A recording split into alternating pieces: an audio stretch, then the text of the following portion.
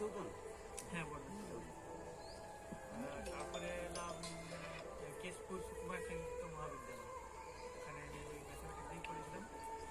তারপরে বিদ্যাসাগর ইউনিভার্সিটি থেকে আমার মাস্টার্স আর পিএইচডি দুটোই বিদ্যাসাগর ইউনিভার্সিটিতে।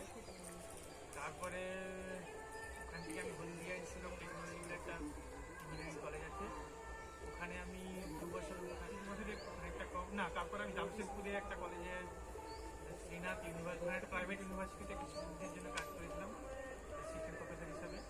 তারপর ওটা ছেড়ে দিয়ে আবার হলদিয়াতে এলাম, Haldia institute of technology. Permanent role কিন্তু প্রাইভেট হিসাবে ছিলাম না, সবে আমি প্রাইভেট পার্মানেন্ট পজিশনই ছিলাম। তারপর ওখানে 1 বছর 8 মাস করার পর ওখানে খুব একটা ইমপ্রুভমেন্ট মানে সুযোগ ছিল না বলে আমি তখন ডিগ্রি করার জন্য আরও বিদেশে পোস্ট ডক্টরেটের জন্য অ্যাপ্লাই করি।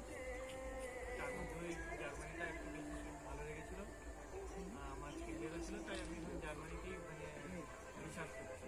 একটা পিএইচডির পরে বলে পোস্ট ডক্টরাল রিসার্চ, সেটা আছে। সেটা এখন 3 বছরের প্রজেক্ট, আমার এখন 1 বছর 6 মাস হয়েছে, আরও 1 বছর 6 মাস, আরও 1.5 বছর আছে।